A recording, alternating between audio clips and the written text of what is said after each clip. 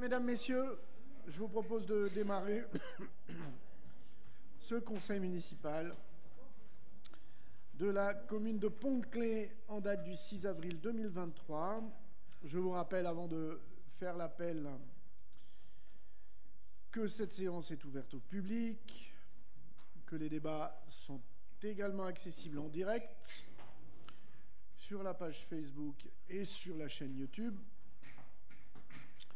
Et je laisse la parole à la questure à Jacqueline Jouffret pour l'appel des présents. Monsieur Ferrari. Présent. Monsieur Toscano. Présent. Madame Emery. Présente. Monsieur Nafosi. Présent. Madame Grand. Présent. Monsieur Bouquercy. Présent. Madame Rodriguez. Monsieur Bonnet-Gilbert. Présent.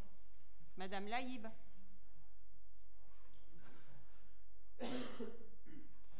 Madame Chenmery donne pouvoir à Madame Bousboa. Monsieur Alphonse. Présent. Monsieur Solaire. Présent. Monsieur Vital.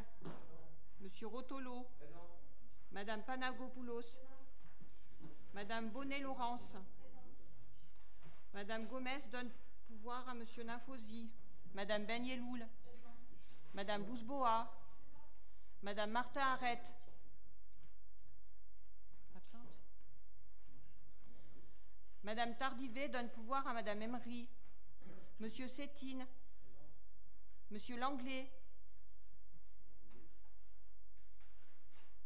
Madame Yakou. Monsieur Besançon. Monsieur Dridi donne pouvoir à Madame Yakou. Monsieur Giono donne pouvoir à Monsieur Durand. Monsieur Dussard. Monsieur B. Présent. Madame Bernardo. Monsieur Arrête donne pouvoir à Monsieur Toscano. Monsieur Durand. Madame Solaire. Le quorum est atteint. Merci, le quorum est atteint et d'autres collègues nous rejoindront sans aucun doute dans les minutes qui viennent. Alors, quelques informations prévisionnelles concernant l'organisation prochaine d'un conseil municipal extraordinaire qui est dédié, comme dans toutes les communes de France en tout cas, qui sont renouvelables pour les élections sénatoriales, dédié à la désignation des grands électeurs aux élections sénatoriales de septembre 2023. Je rappelle que cette date, elle est impérative et elle est fixée par décret. Il s'agira du vendredi 9 juin 2023. Je vous invite à le noter. L'heure n'est pas encore décidée. Il n'y aura qu'un seul point à l'ordre du jour, qui sera tout simplement cette liste, la désignation des grands électeurs. Je rappelle que l'Isère dispose de 5 sénateurs et leur élection aura lieu le 24 septembre 2023. Je rappelle que l'élection est obligatoire. La participation est obligatoire sous peine d'amende financière. C'est ainsi, les grands électeurs, les 3000 grands électeurs de ce département devront être présents, aller à la préfecture, faire la queue, comme à l'accoutumée, pendant plus d'1 heure, en espérant qu'il fasse beau. La particularité de la commune de Pont-de-Claix, c'est que nous devons désigner 33 grands électeurs, 33 délégués, qui sont les 33 conseillers municipaux du conseil municipal. Donc vous serez toutes et tous grands électeurs. Et il faudra désigner 9 suppléants pour des cas très particuliers d'absence. S'il y a des cas très particuliers et qui doivent être justifiés auprès de la préfecture, puisque le vote est obligatoire. Donc, et ça s'anticipe plutôt très en amont. Donc il faudra bien le noter. Et nous votons le 24 septembre, c'est un dimanche, hein, bien sûr, puisque on vote un dimanche. 24 septembre. Bien, je vous propose, donc on y reviendra, vous notez bien, c'est le 9 juin. Michel Langlais arrive et on l'accueille. Désignation du secrétaire de séance, ou plutôt de la secrétaire de séance, il est proposé Nathalie Bousboa dans l'ordre du tableau. Si ça n'appelle pas d'observation et d'autres candidatures, merci à elle pour cette charge. 2 procès-verbaux sont à adopter. celui du 2 février 2023 relatif à la Convention citoyenne. Y a-t-il des observations? Pas d'observation, je mets aux voix. Qui s'oppose, qui s'abstient, adopté. Le conseil municipal du 23 février 2023 appelle-t-il des observations? Il n'en appelle pas. Je mets aux voix. Qui s'oppose, qui s'abstient, adopté. Quelques précisions depuis la réunion des présidents de groupe. Le retrait du projet de délibération relatif à la composition des commissions municipales, puisque je rappelle que, en tout cas, cette modification ne nécessite pas de délibération du conseil municipal. Le maire, il suffit d'en informer le maire uniquement. Ajout de 3 délibérations, 2 qui sont relatives aux indemnités attribuées aux membres du conseil municipal, qui est obligatoire notamment après l'élection d'une nouvelle adjointe, et une délibération relative à l'attribution d'un mandat spécial relatif à l'action de coopération internationale. Et je vous propose donc de passer à l'examen de ce conseil. Je vous propose de passer à au premier point à l'ordre du jour, qui est l'élection d'une nouvelle adjointe au maire. Alors, par un courrier en date du 6 mars 2023, Madame Dolores Rodriguez a fait part de sa volonté de démissionner à Monsieur le préfet de l'Isère. Monsieur le préfet a accepté et m'a notifié par un courrier en date du 23 mars. Et je vous rappelle que le conseil municipal doit donc délibérer afin de procéder à son remplacement.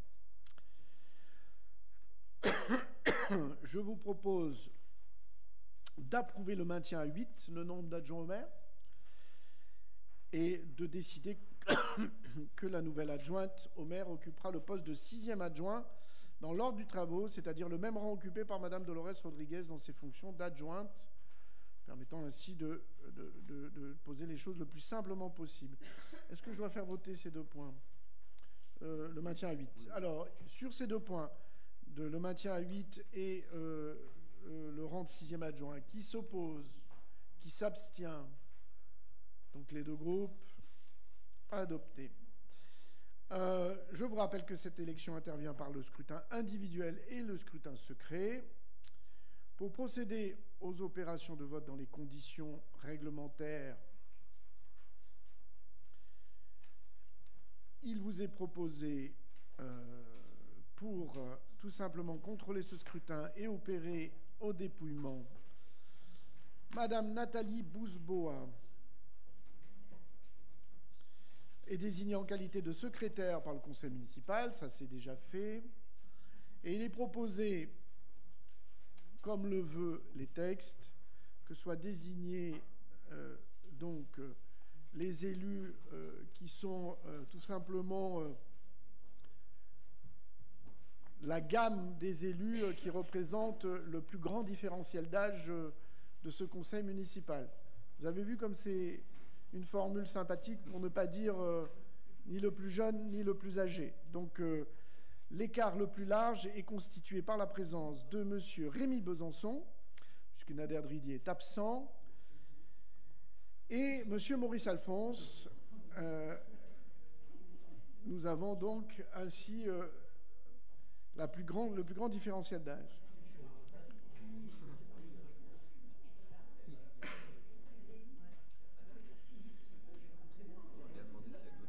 Est-ce qu'il y a... Alors, après un appel à candidature, sont présentés le ou les candidats suivants.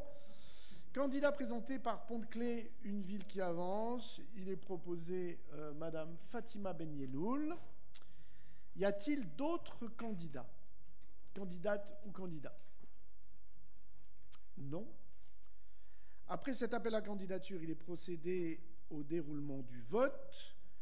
Chaque conseiller municipal, après appel de son nom, a remis son bulletin de vote fermé dans l'enveloppe. Le service questure se charge de circuler auprès des élus avec l'urne pour recueillir le vote de chacun. N'oubliez pas de voter pour vos pouvoirs respectifs.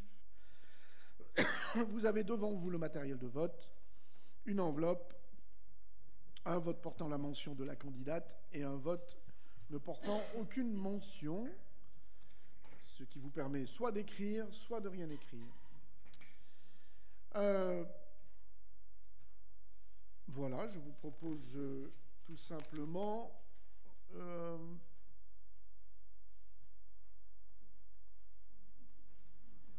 d'opérer le vote, tout simplement, et de considérer que le scrutin est donc ouvert. Donc c'est moi qui démarre.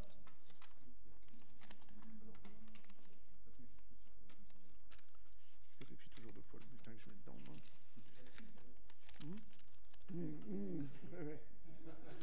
Je m'en rappelle.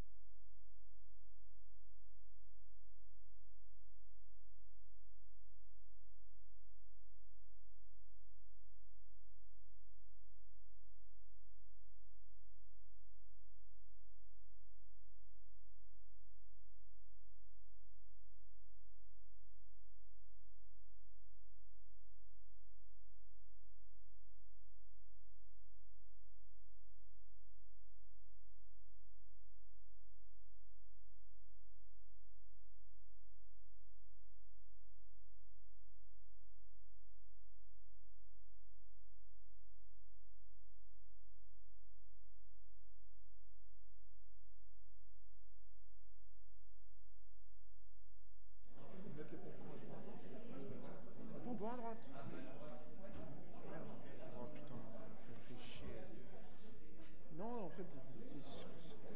Donc comment vous la mettez? Vous la mettez là, comme ça, là? Moi, il me semble que je la mets comme ça, mais après, il me semble que... Moi, je mets sur l'épaule droite et l'épaule droite. Ok, très bien. Bien, mes chers collègues, je vais vous proclamer le résultat du scrutin. Alors, il y a 31 votants. Il y a 2 absents qui n'ont pas donné pouvoir ou qui ne sont pas encore arrivés. Donc, 31, il y a 31 votants, 31 bulletins dans l'urne. Pour Mme Benyeloul, 26 voix et 5 bulletins blancs. Donc, Mme Benyeloul Fatima est élue adjointe au maire. Merci. Je vous invite à me rejoindre pour que je vous parle de vos attributs. Désormais, vous occuperont...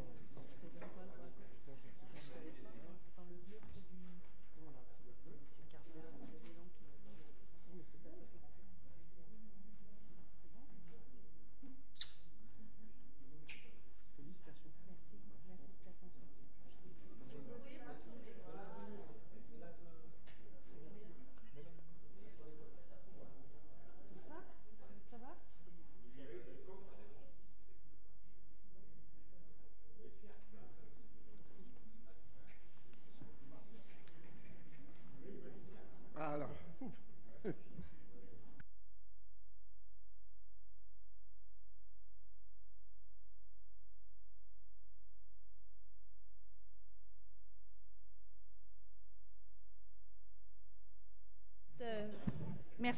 merci pour votre confiance, Monsieur le maire. Merci à mes collègues élus. Et puis, que ça continue tout aussi bien, si ce n'est mieux. Merci à vous. Et merci à Dolores Rodriguez également. Merci beaucoup. Je précise que Mme Dolores Rodriguez reste dans la fonction de conseillère municipale déléguée en charge des ressources humaines et de l'animation des instances sociales. Elle sera placée sous ma responsabilité. Mme Dolores Rodriguez occupera en sa qualité de conseillère municipale la place en fonction de sa date de naissance dans l'ordre du tableau du conseil municipal, comme le prévoit la loi. Je précise également, dans les petites évolutions, Mme Myriam Martin-Arrête m'a également fait part de sa volonté de ne plus assurer ses fonctions de conseillère déléguée et de présidente de commission, mais reste conseillère municipale et membre de la majorité municipale.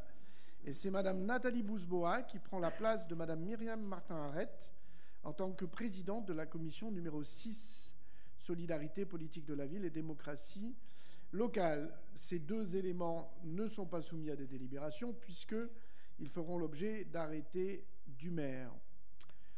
Voilà, moi je voudrais ici remercier chaleureusement Dolores Rodriguez en tant qu'adjointe, mais comme elle va continuer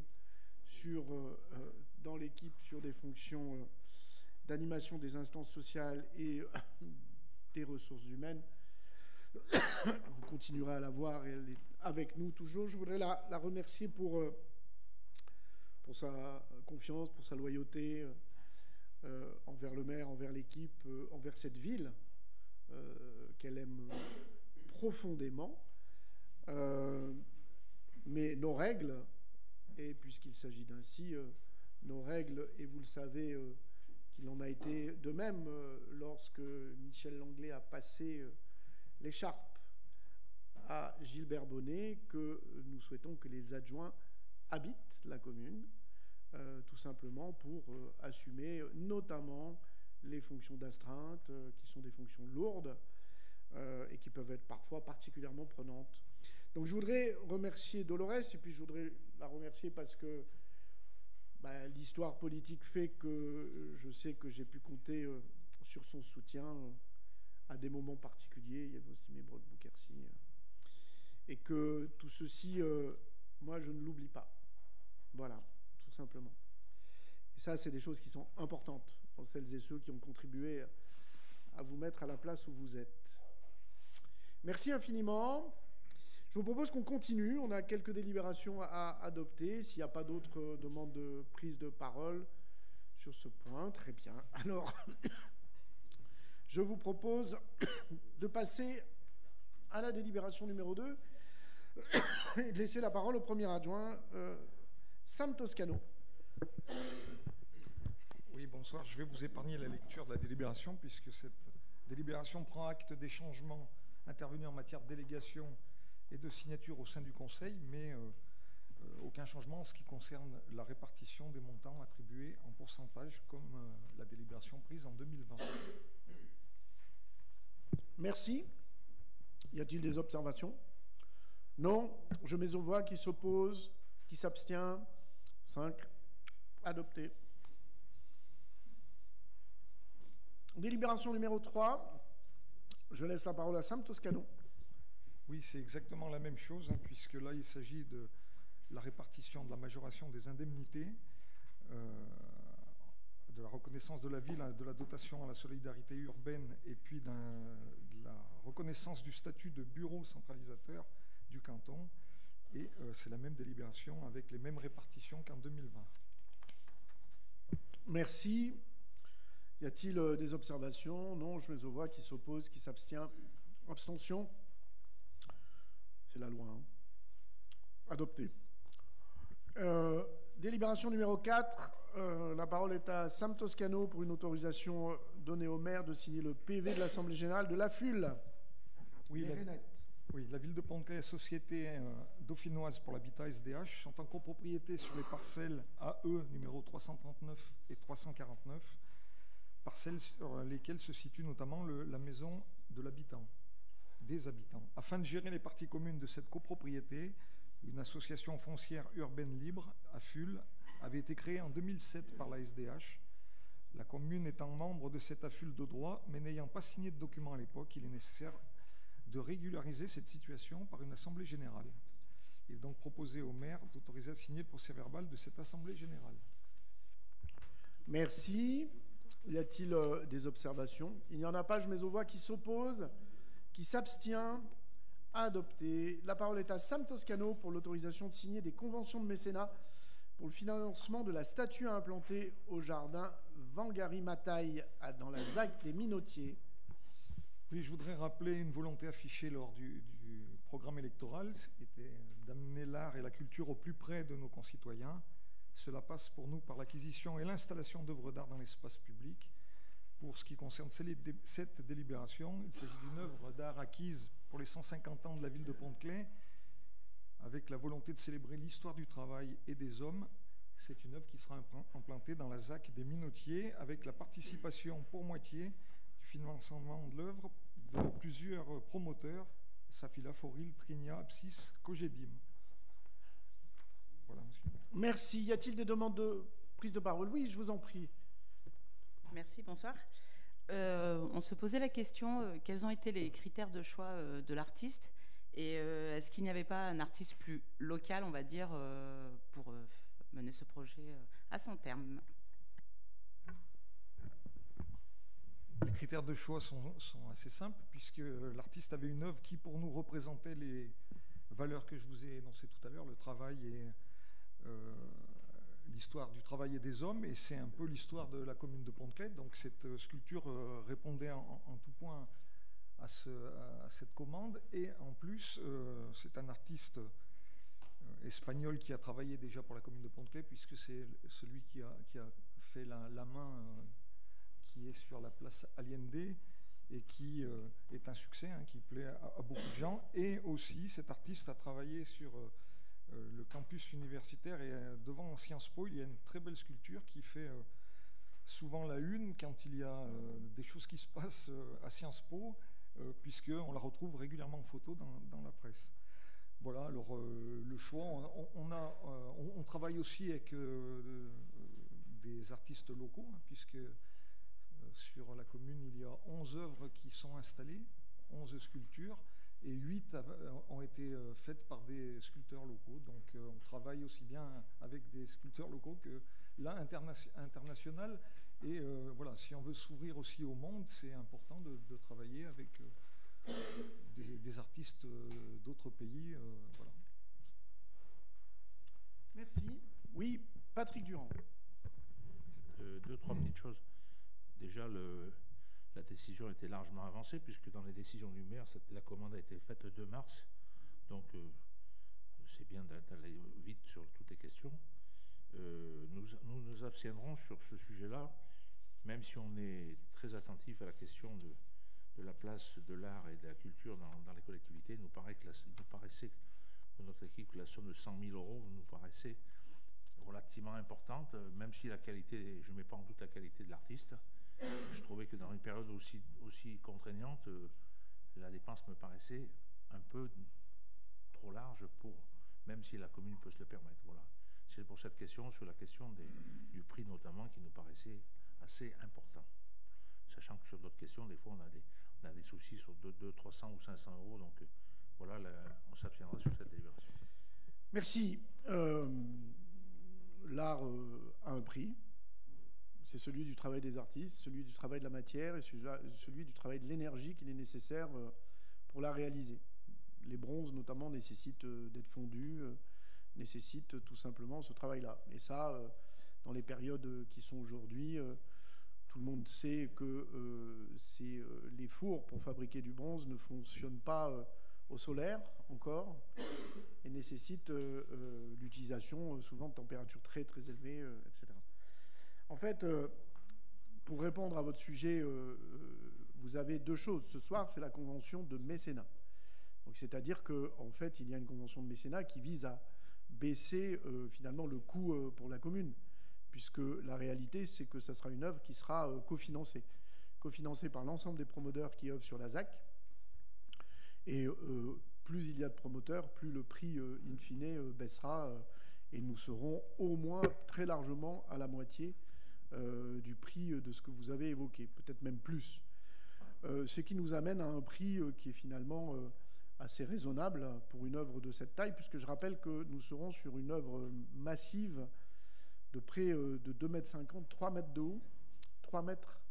Donc cet objet-là, forcément, qui vient là en commémoration des 150 ans de la ville, forcément, je dirais, les matières premières, les métaux, tout ceci a évidemment un coût. Mais c'est évidemment en aucun cas le prix que vous évoquez, 100 000 euros, ne sont absolument pas, parce que là, c'est l'œuvre plus la réalisation, plus, je dirais, tout le travail des fonderies, et notamment de la fonderie, pour pouvoir le réaliser, le transport, etc.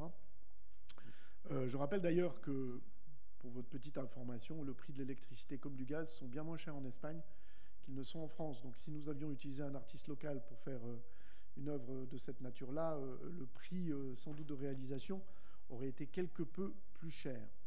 Enfin, vous évoquez pourquoi avoir recours à un artiste étranger, parce que, en fait, je dirais, dans la ville, il y a eu déjà recours à des artistes étrangers. Et dans cette agglomération, il y a eu recours à des artistes étrangers.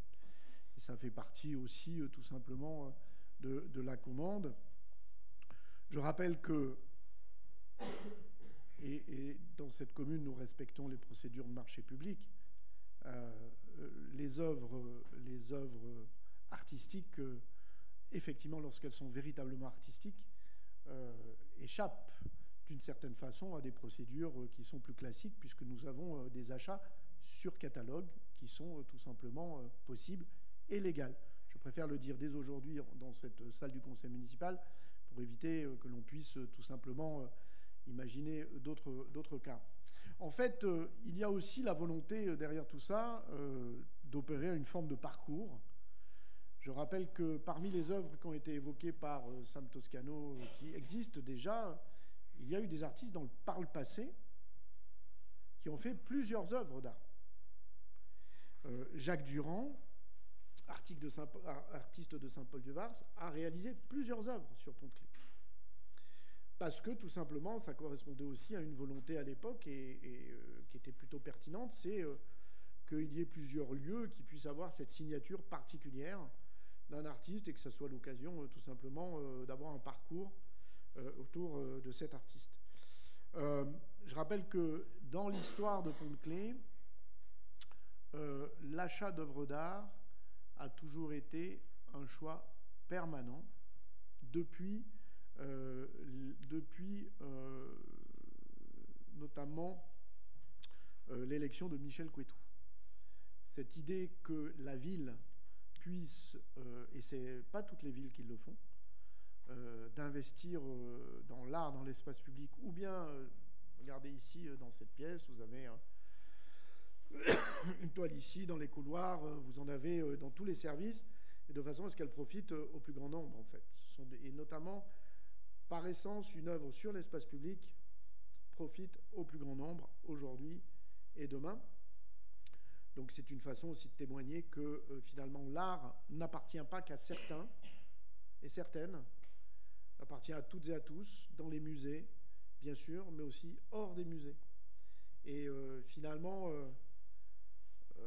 ce qui est donné à voir, je dirais, aux habitants, peut-être que des personnes n'auront pas l'occasion de voir les œuvres d'artistes étrangers dans leur pays, et c'est aussi une façon d'amener les gens à voyager. C'est d'ailleurs aussi peut-être pour ça qu'on apprend des langues aussi, pour pouvoir mieux voyager. C'est pour ça qu'on regarde aussi des livres qui sont faits par des artistes étrangers, par d'autres. Voilà, donc il ne faut pas opposer les œuvres faites par des étrangers et les œuvres faites par des artistes locaux. Ce qu'il faudrait, c'est surtout qu'il y ait plus de collectivités qui s'engagent dans l'accueil d'œuvres d'art et surtout le soutien aux artistes, parce que notre sujet, c'est quand même celui-là. Et moi, j'ai évidemment une petite et large différence. C'est pas parce que nous sommes dans des périodes compliquées budgétairement qu'il faut que la culture soit finalement sacrifiée sur l'autel des coupes budgétaires. Et en fait, finalement, nous ne sacrifions rien, puisque nous sommes exactement dans l'enveloppe, peut-être même moins, de ce que nous engageons annuellement sur des questions d'œuvres dans l'espace public, ou en tout cas, c'est ce que nous souhaitons faire, et notamment à l'occasion des 150 ans de la ville, qui finalement le mérite bien, un anniversaire, qu'il puisse y avoir tout simplement des objets dans une place dont je rappelle que globalement, là aussi, elle porte tout un certain nombre de symboles et de je dirais, de formes. Bon. Voilà, l'art ne doit pas être simplement à un moment donné dans les discours, il doit être réellement dans la réalité, et c'est important de pouvoir le témoigner. Je mets aux voix, oui, je vous en prie. Oui, bonsoir, merci. Nous sommes bien sûr favorables à cette délibération, parce que l'art c'est important, mais ça vous l'avez dit, on vous rejoint sur ce côté, il n'y a aucun problème. Aussi, il y a aussi la question du transport, parce que vu la superficie de la future art qui va être exposée aussi, voilà, pour ça, comme m'a dit ma collègue Lydie, un artiste local aurait permis de réduire le transport quand on connaît le coût d'électricité, de l'essence, et puis également on va rentrer dans la ZFE, la métropole, donc voilà, pour l'air, c'est voilà, là-dessus. Je vous laisse juge de vos arguments. Si vous souhaitez que l'on ferme tout, les frontières, à tout, si je ne savais pas que c'était une de vos positions politiques, peut-être que... Voilà, mais moi je considère qu'encore une fois, de tenir compte de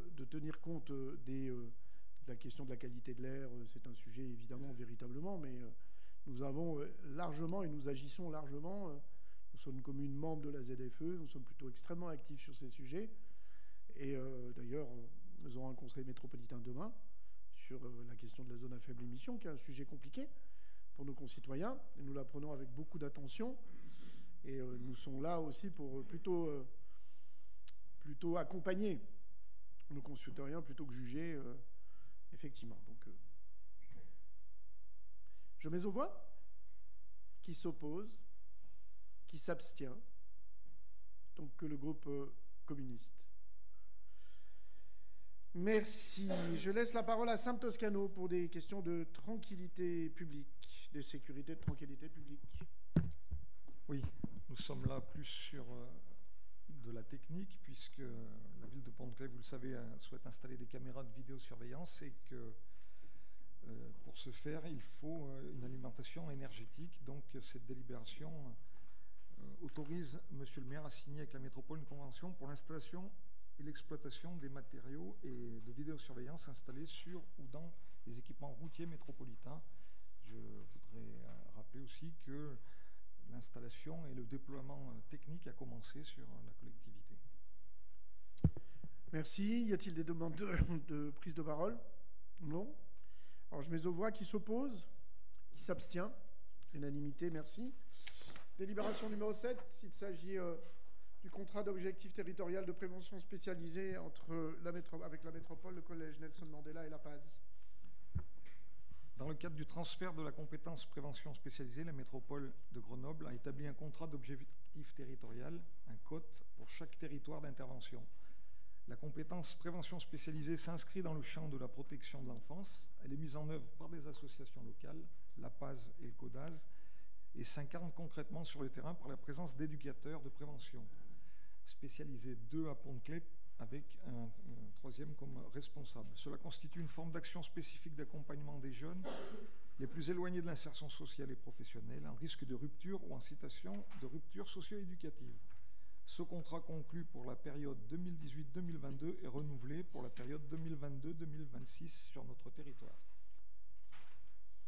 Merci. Y a-t-il des observations? Oui, Patrick Durand.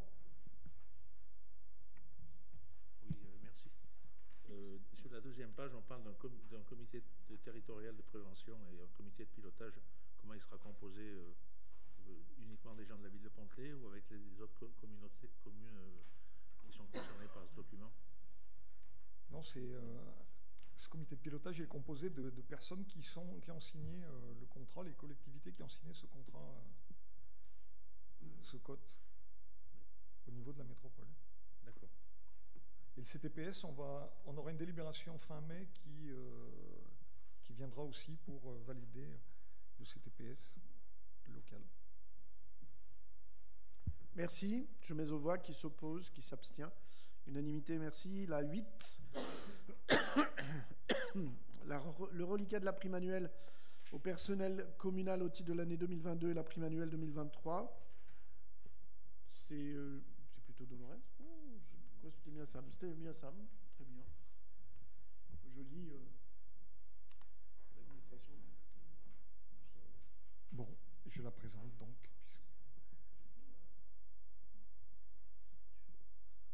La prime annuelle que perçoit le personnel communal depuis 1977 a été versée directement par la commune et ses établissements à compter de 1985, et suite à la libération du 14 mars 1985 qui constatait la situation de l'époque.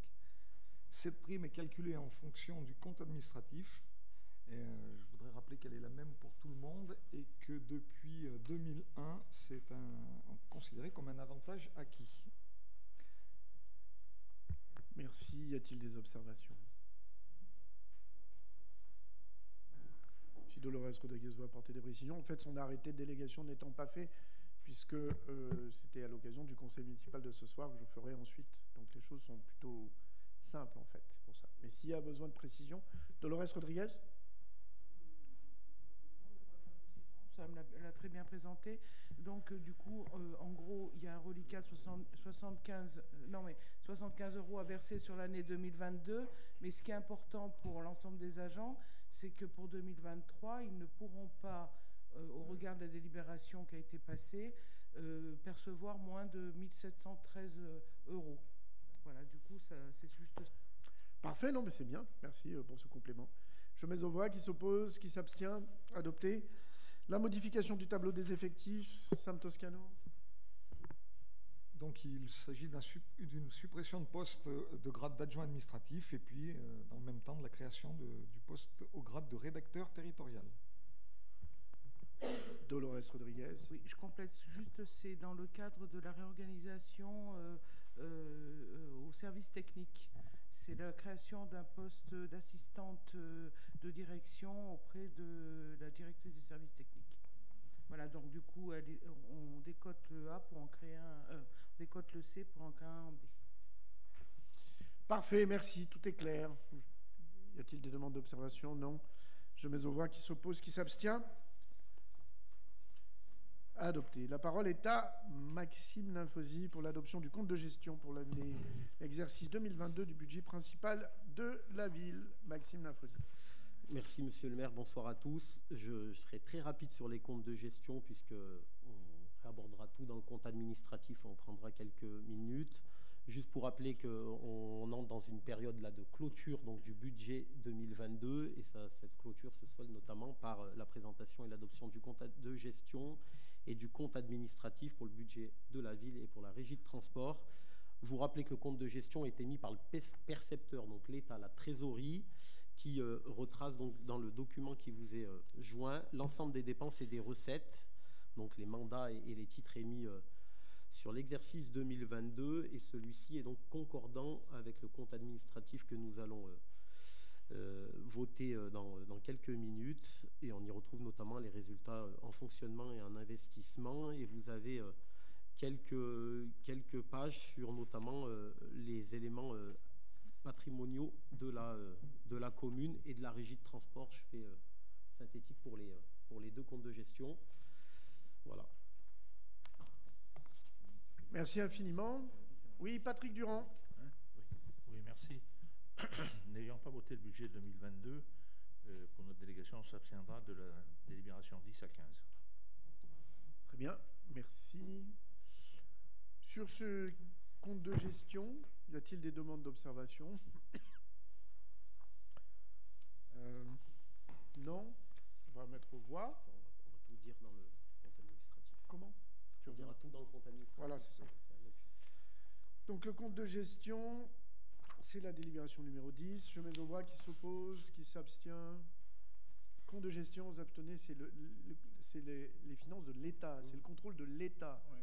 Moi, j'ai jamais compris comment on pouvait s'abstenir sur un compte de gestion. Je vous le dis juste, moi, voilà, c'est le travail fait par les fonctionnaires publics, en neutralité du service public. Bon, ok, abstention, c'est fait. 10. On passe à la 11. L'adoption du compte de gestion pour l'exercice 22 de la régie de transport. Qui s'oppose, qui s'abstient, même vote, ainsi il en est décidé. La 11, adoption du compte administratif pour l'exercice 2022 du budget principal de la ville. Et je me retirerai, je ne prendrai pas évidemment part au vote. Et Sam Toscano présidera le conseil à ce moment-là. Mais je crois que je peux rester quand même à l'occasion de la présentation. Voilà. Monsieur le maire adjoint. Oui, on a fait une large et détaillée présentation en commission finance, donc je vais vous donner quelques éléments structurants de ce compte administratif. Rappelez qu'au moment du vote du budget 2022, on avait bien identifié que l'année 2022 serait une année particulière, notamment liée à un contexte fait d'incertitude et à un budget élaboré avec prudence, notamment au regard de la période dans laquelle on était au mois de décembre 2021, à savoir une sortie de crise sanitaire avec des impacts à la fois économiques, sociaux sur notre population, mais aussi sur le marché économique mondial, dont on a ressenti notamment les secousses très localement. Je reviendrai notamment sur les questions d'investissement. Et à ce moment-là, un contexte notamment des prévisions d'inflation qui étaient déjà élevées, sans mesurer et sans connaître notamment l'impact que pouvait avoir notamment la crise et la guerre en Ukraine. Donc à ce moment-là, construction du budget avec prudence, et l'année nous a bien donné raison puisque c'est le budget finalement, le CA est conforme à ce qu'on avait dit, et notamment en matière de dépenses de fonctionnement, puisque les résultats qui vous sont énoncés sont des résultats négatifs. C'est très rare pour la commune, mais comme dans toutes les communes de France aujourd'hui, on avait un résultat cumulé 2021 de 2 millions d'euros, et cette année, le résultat cumulé est de moins 80 000 euros. Donc, quelles sont les causes de ce résultat négatif? Je le disais, notamment en matière de fonctionnement, des décisions externes à la commune sont venues peser sur le budget de la ville, à savoir notamment des mesures gouvernementales en matière de revalorisation des salaires, je reviendrai tout à l'heure, et le contexte inflationniste qui a aussi pesé notamment à la fois sur nos charges de fonctionnement, mais aussi sur nos charges financières et aussi sur nos investissements, puisque les marchés publics qu'on a l'habitude régulièrement de voter ont démontré dès 2022 une inflation assez importante sur les projets qu'on souhaitait porter. Néanmoins, 2022 a été aussi une année, ça a été dit par monsieur le maire, où on n'a pas sacrifié à la fois le service public et notre capacité à investir. On a poursuivi le portage de nos politiques, à savoir nos deux axes principaux que sont les solidarités et la transition écologique, pour permettre aussi de poursuivre le développement de la ville et de garantir à nos concitoyens à la fois un accompagnement, à la fois un soutien dans les politiques de solidarité, les politiques culturelles, ça a été dit, les politiques éducatives ou associatives. Donc voilà où on en est de ce contexte-là. Vous donner quelques éléments, notamment sur les indicateurs financiers et sur nos ratios financiers, puisqu'ils ne sont pas neutres, c'est ce qui constitue le socle finalement budgétaire de la commune, à savoir un niveau d'épargne qui est à 7%, donc qui est dégradé par rapport aux années précédentes au regard de la situation que je viens d'énoncer. Un autofinancement qui diminue également de moins 25%, donc qui fait que notre investissement est supporté essentiellement par les cessions de patrimoine et par les subventions externes qu'on va chercher, et une capacité de désendettement qui passe de 9 années à 12 années. Donc ces ratios-là sont ce qu'ils sont. Néanmoins, le paradoxe, c'est qu'on a un niveau de recettes, notamment en fonctionnement, qui est dynamique. On retrouve des produits de service, donc ça c'est les recettes usagées qui reviennent à un niveau de 2019, donc d'avant crise Covid. Donc ça c'est un élément important qui témoigne notamment de la capacité de nos concitoyens à s'appuyer sur le service public. J'ai par exemple en tête le niveau d'adhésion d'usage à la restauration scolaire, où on a quasiment plus 15-20% par école. Donc ça, c'est aussi important à souligner comme niveau de service. Sur les autres recettes, notamment sur la fiscalité économique, qui est liée notamment, son évolution est liée à l'inflation, à plus 4%. Donc ça, on est bénéficiaire aussi de cette inflation-là dans nos ressources. Donc ça, c'est un dynamisme à noter, même si ça pèse forcément chez les ménages pontois. Sur la fiscalité reversée, elle est la même que les années précédentes. La fiscalité reversée, c'est l'attribution de compensation et la dotation de solidarité communautaire qui est à peu près à 10,5 millions. Donc c'est ce qu'on perçoit de la métropole. Et on a un dynamisme notamment sur nos droits de mutation, qui sont finalement les ventes qu'il peut avoir sur la commune en matière de surface, où là on a une recette exceptionnelle de 240 000 €, notamment sur nos droits de mutation, qui est plutôt liée à des locaux industriels. Je le rappelle parce que c'est aussi quelque chose qui figure depuis plusieurs années dans notre cadre budgétaire. C'est l'exonération de la taxe foncière à hauteur de 50% pour les locaux industriels.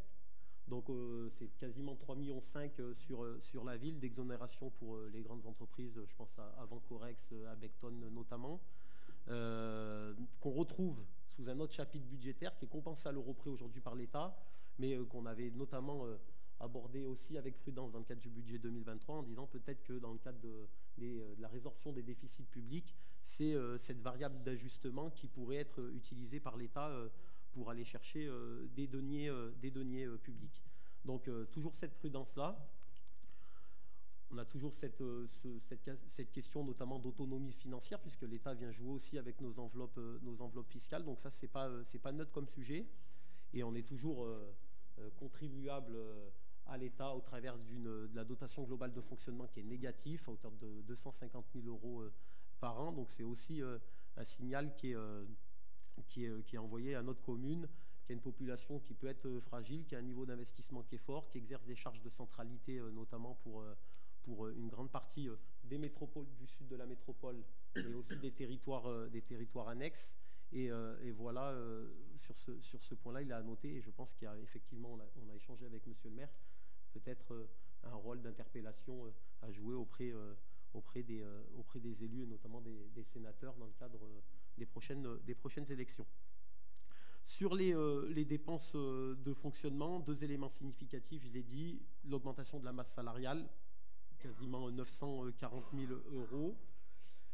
À la fois des facteurs extérieurs, je l'ai dit, des mesures gouvernementales, on l'a évoqué notamment au moment du vote du budget, dans le budget supplémentaire qu'on avait voté en septembre dernier, si je ne dis pas de bêtises, avec la mise en œuvre notamment de la revalorisation du point d'indice, de la revalorisation du SMIC, de la mise en place du Ségur de la santé, donc qui pèse pour près de 600 000 € sur les dépenses de la ville. Nous, on se réjouit que les salaires des fonctionnaires puissent augmenter, puisqu'ils ont été pendant plusieurs années, le point d'indice a été figé pendant plusieurs années. Néanmoins, ça pèse directement sur notre budget et sur le résultat in fine qui est porté à votre connaissance. Et en même temps, des mesures municipales, on l'a évoqué, la mise en place du RIFSEP et des recrutements notamment dans certains services de la ville. Sur l'inflation, quelques mots, un impact qui est limité à ce jour. Je vais m'expliquer, puisqu'on a notamment sur l'électricité des contrats qui nous protègent encore. On a le raccordement au chauffage urbain pour le gaz, etc. Donc, qui a permis de limiter la casse en 2022, en tout cas d'absorber les augmentations sur l'année. La mise en place du plan de sobriété a aussi fonctionné. Donc ça, c'est des points importants. Néanmoins, on commence à avoir des alertes puisqu'on reçoit les factures de gaz là depuis quelques semaines et qui témoignent notamment d'une envolée des prix qui est importante et qui va peser pleinement en année pleine, notamment sur l'année 2023. Donc ça, c'est un vrai sujet.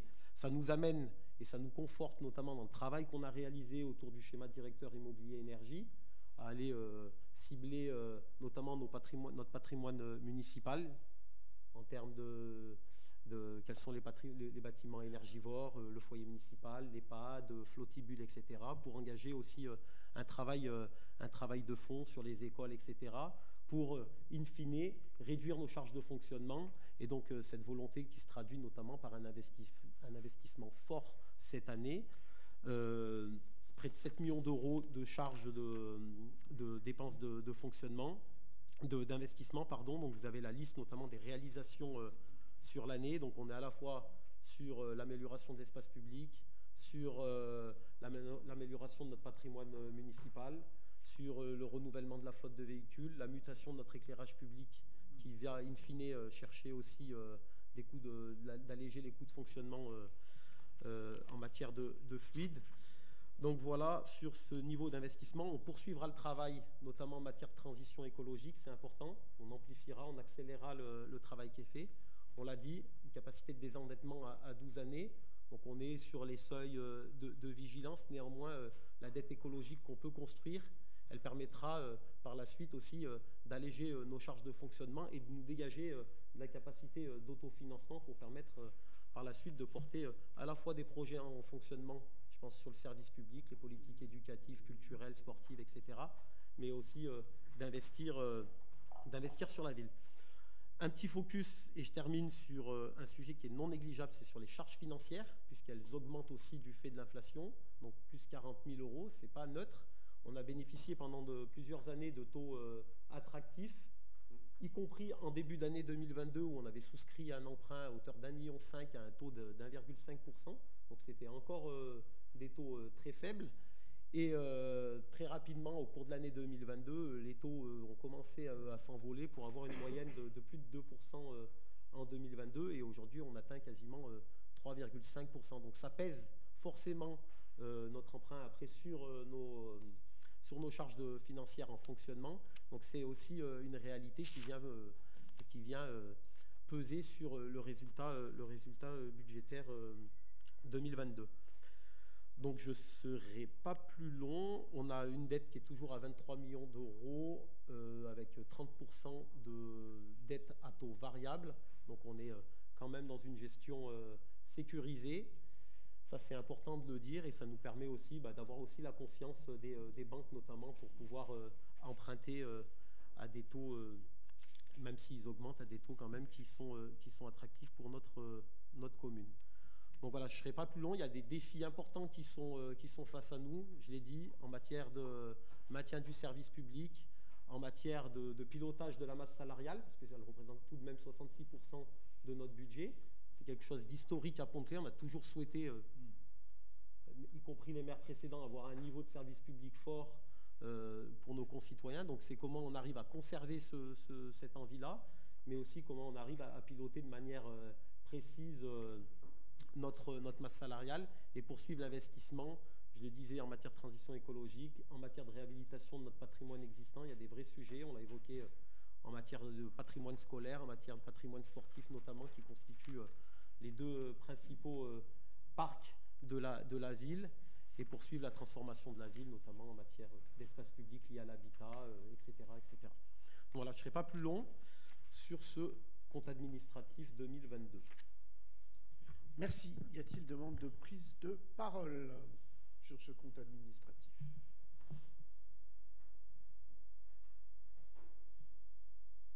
Non? Bon. Ok. Monsieur le Premier adjoint, je vous laisse présider.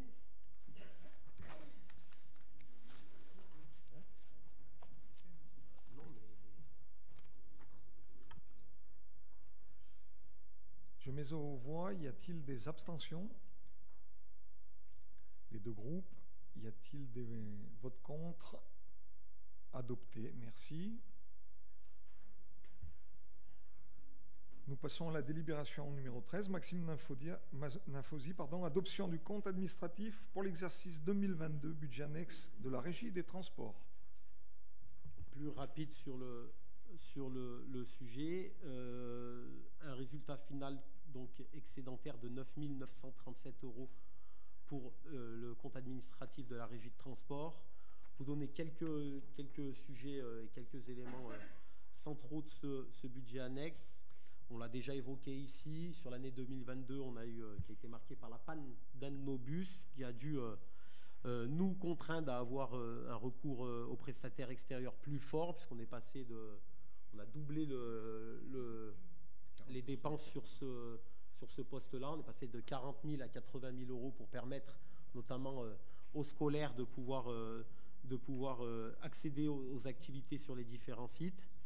Et ça nous a poussé notamment à avoir un travail notamment de rationalisation et d'usage de notre régie de transport, en concertation notamment avec les enseignants et l'ensemble des services, pour permettre de poursuivre avec un quart, mais aussi de réduire notamment à la fois notre masse de CO2 sur nos déplacements très courts dans la ville. Donc c'est quelque chose qui est toujours en cours de travail, mais notamment ce qui nous a poussé à acheter notamment un nouveau véhicule donc, qui est arrivé. Donc je vous rappelle qu'on avait souscrit un emprunt il y a plusieurs années, en 2019 si je ne dis pas de bêtises, et donc qui est mis maintenant, qu'on commençait déjà à rembourser, mais voilà, qu'on passera notamment cette année. C'est, mon collègue me souffle, un bus GNV, donc qui répond aussi aux normes environnementales qu'on connaît tous, et notamment au niveau des recettes. Elles sont constituées bien évidemment par la subvention de la ville qu'on vote chaque année à hauteur de 170 000 €, et quelques refacturations, notamment le SMAG pour le transport des enfants des papeteries, et par Alpha 3A pour les déplacements au centre aéré.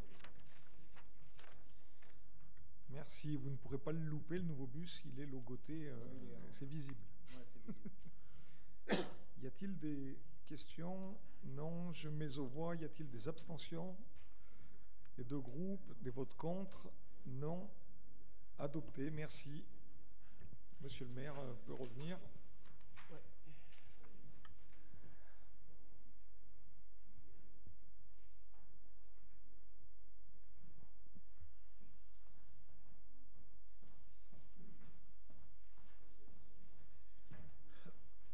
Merci. Donc je vous propose l'affectation du résultat 2022 du budget principal de la ville. La parole est à Maxime Nafouzi. Oui, donc il s'agit d'affecter donc l'excédent de fonctionnement d'1 914,56 € aux besoins de financement donc de la section d'investissement. Voilà. Merci. Qui s'oppose? Qui s'abstient? 5.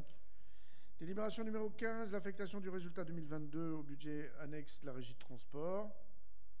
Et donc il s'agit d'affecter partiellement donc l'excédent de fonctionnement de 19 327,75 € à la section d'investissement, donc de verser donc pour couvrir le besoin en investissement à hauteur de 9 389,82 €.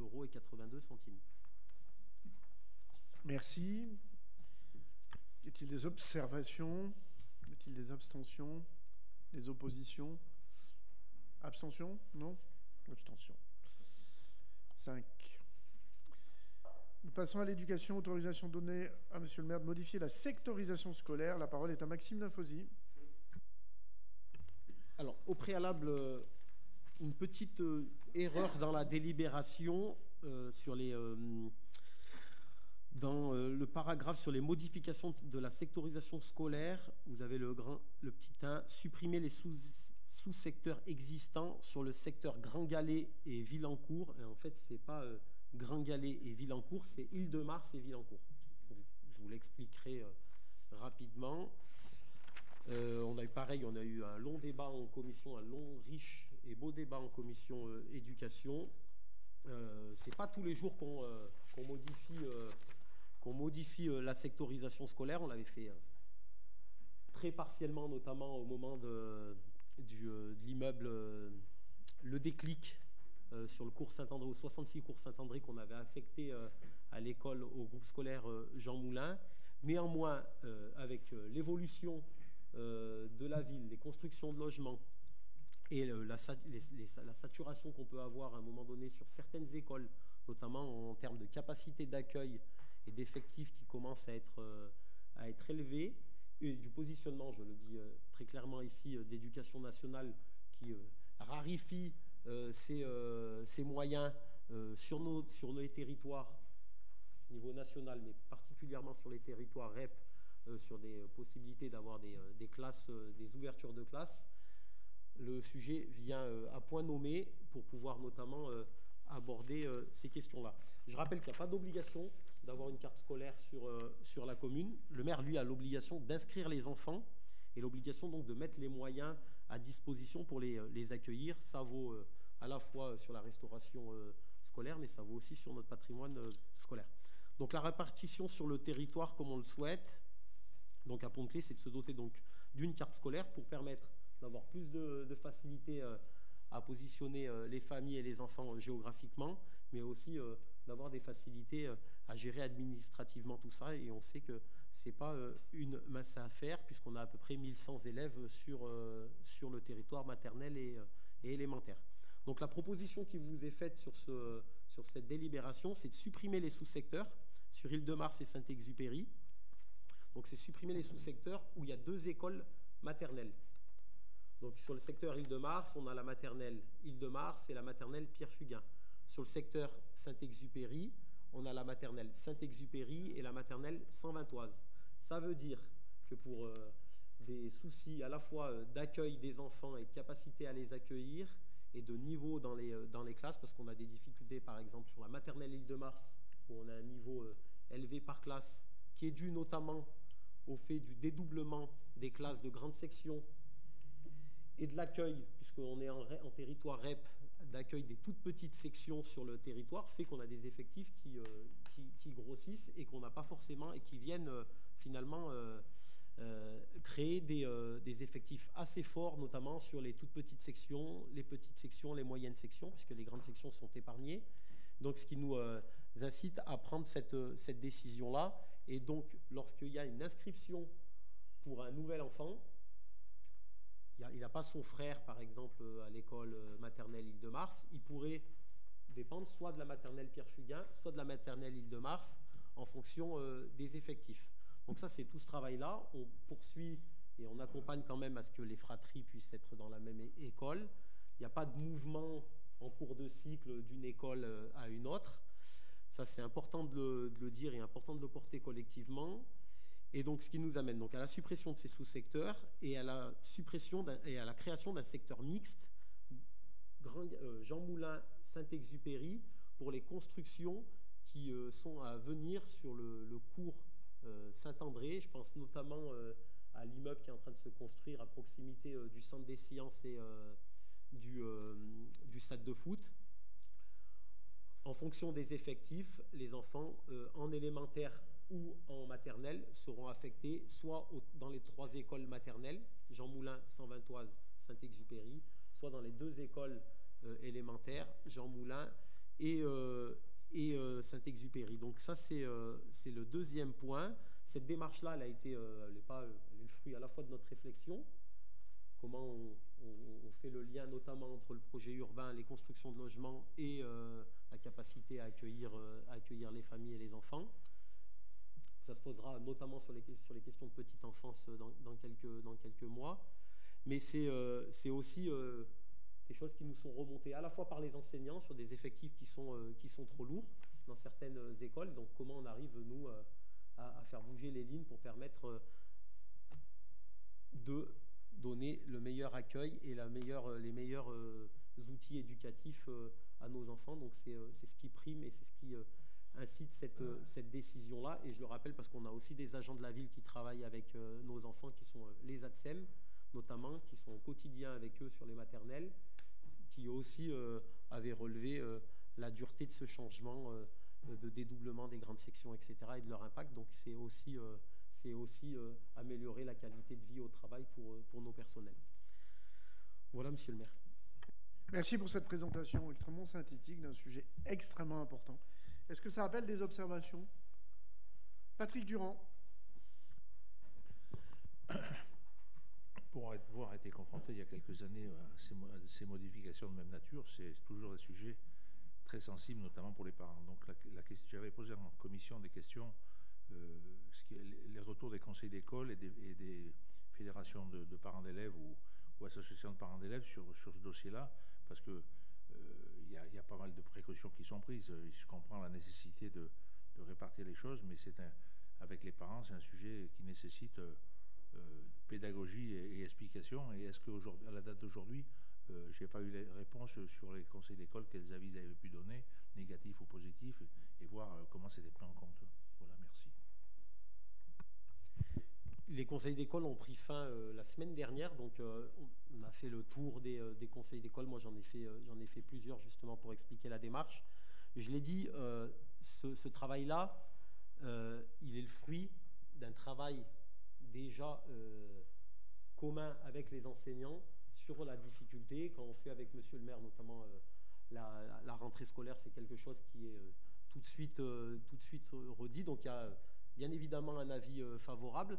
Le questionnement qui est fait légitime des parents d'élèves délégués, c'est est-ce que moi, si j'ai un enfant qui est, on prend un exemple concret, à la maternelle Saint-Exupéry, en grande section l'année prochaine, est-ce que l'enfant que je vais avoir, l'enfant qui doit venir en petite section, est-ce qu'il va à la maternelle Saint-Exupéry ou il va à la maternelle Saint-Ventoise? Bien évidemment que l'enfant ira à la maternelle là où il y a son frère ou sa sœur. Donc les fratries, elles sont poursuivies. Par contre, il peut y avoir un changement. Je prends mon exemple concret. Mes enfants étaient à la maternelle Île-de-Mars.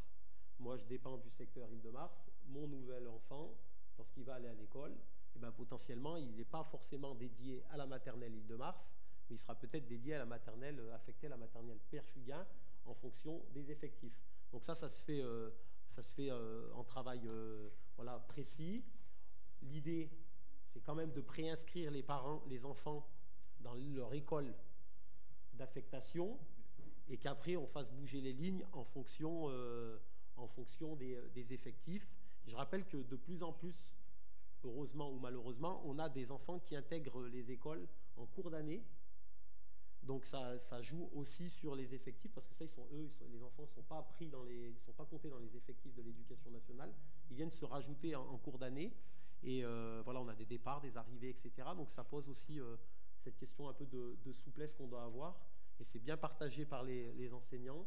Ça a été expliqué notamment à une rencontre que j'ai eue moi avec les parents sur les parents qui inscrivent leurs enfants à l'école maternelle. Donc on a eu ce travail-là la semaine, il y a 10 jours à peu près. Et donc voilà, on continuera de l'expliquer dans les prochaines semaines. Et je doute qu'il y ait des difficultés sur ce sujet-là. Merci. Y a-t-il d'autres demandes de prise de parole sur ce sujet? Merci en tout cas au travail qui est fait, parce que c'est un sujet extrêmement sensible. Et voilà, et tout ceci nécessite beaucoup de méthodes. Et ce qui a été fait, je voudrais saluer le travail qui a été mené par l'adjoint, par les équipes, puis en lien avec les enseignants, les parents d'élèves. Nous sommes confrontés à un véritable sujet de complexité, c'est-à-dire que nous construisons des logements. Le but aussi, c'est que nous ayons des familles, des enfants qui nous évitent de fermer des écoles. Ça sert à ça, construire des logements. À abriter des familles, à accueillir des écoles, assurer la mixité nécessaire. Bref, c'est toute la politique du logement, en dehors du fait que beaucoup de concitoyens ont besoin d'être logés aujourd'hui. Je lisais cet après-midi les chiffres nationaux d'appel du 115 pour les femmes et les hommes qui sont aujourd'hui en difficulté pour se loger. C'est très impressionnant, mais ça ne s'améliore pas. Merci en tout cas pour ce travail, et puis de faire en sorte que les choses se fassent dans le dialogue et de bonne façon. Je sais qu'il y en a certains qui prônent la disparition finalement des cartographies scolaires. Il y en a même qui ont même fait des programmes électoraux, ici même à Pont-de-Claix d'ailleurs. Et il y a un rapport qui est sorti il n'y a pas longtemps, enfin il y a plusieurs années déjà, et on se rappelle qui avait été à l'initiative de ça. C'était Nicolas Sarkozy. Enfin, je ne pense pas que ce soit un modèle ici autour de cette table, en tout cas de ce que je sais des sensibilités politiques, ou en tout cas des appétences, qui montrait que, en fait, les conclusions qu'il y avait eu dans le cadre de la suppression de la carte scolaire, notamment pour les collèges, que les demandes de dérogation sont majoritairement effectuées par les classes sociales les plus favorisées. Les collèges dont la population était déjà aisée ont vu se renforcer cette situation, tandis que les collèges au niveau de recrutement social faible se sont prolétarisés. C'est les termes, hein, c'est pas les miens. Que la nouvelle procédure de dérogation à la carte scolaire a favorisé la liberté de choix des parents au détriment de l'objectif de mixité sociale. Donc, nous avons besoin vraiment d'adapter. Et je reviens sur la question du logement. Nous construisons, mais il est très compliqué de savoir finalement qui va venir s'installer. Je lis parfois ici ou là que nous n'accueillons pas les Pontois qui ont envie de mobilité dans leur logement. C'est mal connaître. Ça veut dire que les personnes qui écrivent ça ne savent pas qui vient s'installer dans les îlots qu'on construit, parce que c'est, bon an, mal an, au moins 30%. Hein. Donc ça veut dire que ça correspond véritablement à un parcours résidentiel pour nos concitoyennes et nos concitoyens. Et c'est pas fini. Et puis nous accueillons aussi des familles qui viennent pour la qualité du service public, parce qu'ils ont envie d'être, c'est vrai, beaucoup, ne pas être dans le cœur du centre-ville, ils ont envie d'être plutôt en périphérie, parfois même d'échapper aux vicissitudes de la ville-centre et de venir plutôt se poser ici plus tranquillement, tout en étant dans l'urbain, pas loin, mais en même temps pas tout de suite proche. Et je crois que, en fait, tout ça, c'est le grand bonheur de pouvoir accueillir des nouvelles familles, des nouveaux enfants qui feront que, voilà, seront des copains et des copines à l'école et pourront aussi construire la vie que nous avons tous connue. Nous qui avons grandi ici dans cette commune, et ce plaisir de voir aussi des enfants qui viennent d'ailleurs, et parfois même de très loin, et on est très heureux de les accueillir. C'est pour ça que je le dis. Voilà. Donc bravo en tout cas au travail fait. Merci là aussi à tout cela. On peut pas se permettre de ne pas être, d'avoir un peu de souplesse. Hein, comme on ne sait pas ce que sera l'impact parfois d'une construction, même si nous demandons beaucoup aux promoteurs très en amont qui viendra s'installer. Mais je rappelle que la RGPD est par là, on n'a pas le droit non plus d'avoir accès aux données personnelles. Et ça nous permet malgré tout de voir cette évolution. Et puis surtout, moi je le dis, je le répète et j'en suis très fier, construire du logement, ça permet d'éviter des batteries de fermeture de classe ici ou là, qui permettent parfois dans certaines écoles d'avoir moins de décharges, de temps de décharge pour les directions, d'avoir moins de capacité à faire collectif. Voilà, il faut avoir en tête que des équipements comme des écoles nécessitent d'avoir des niveaux en tout cas d'enfants dans les écoles à un certain niveau, sinon on perd beaucoup en qualité de façon générale. Donc, et ça alimente la vie associative, les bénévoles, j'en passe et des meilleurs, et ça, évidemment, tout ça, c'est bien. Je mets aux voix cette autorisation de sectorisation scolaire, de la modifier, qui s'oppose, qui s'abstient. Unanimité du conseil municipal, merci infiniment.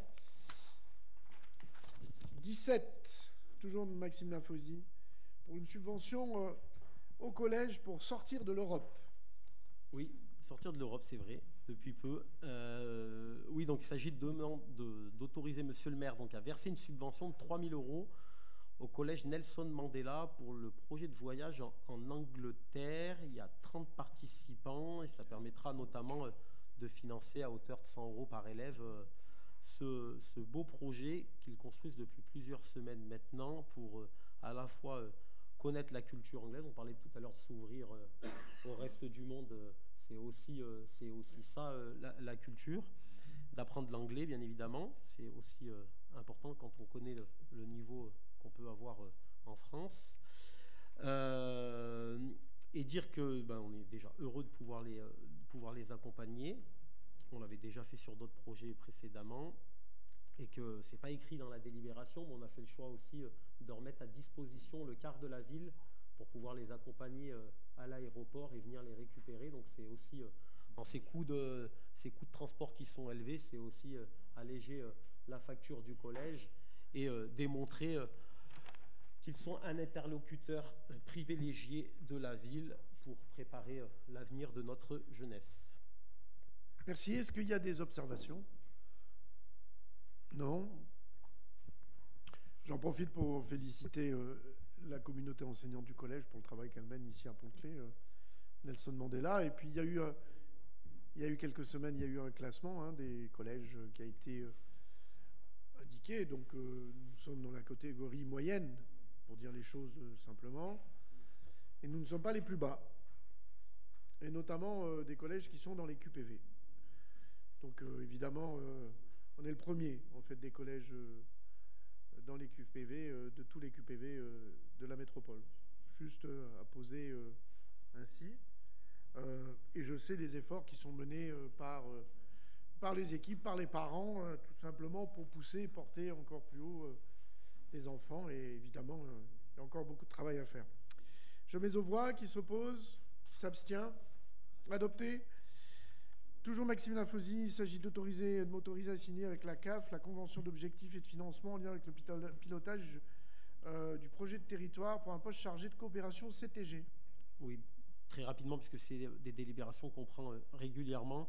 Il s'agit de financer donc les postes de coordination et donc d'alimenter notamment nos recettes et demander pour percevoir une subvention d'un montant de 45 553 € auprès de la caisse d'allocation familiale. Je vous rappelle que la CAF est un de nos plus gros partenaires en matière de recettes de fonctionnement, même si depuis quelques années, ces recettes ont tendance à diminuer. On le regrette malgré l'investissement qui est fait notamment sur les politiques petite enfance sur la commune.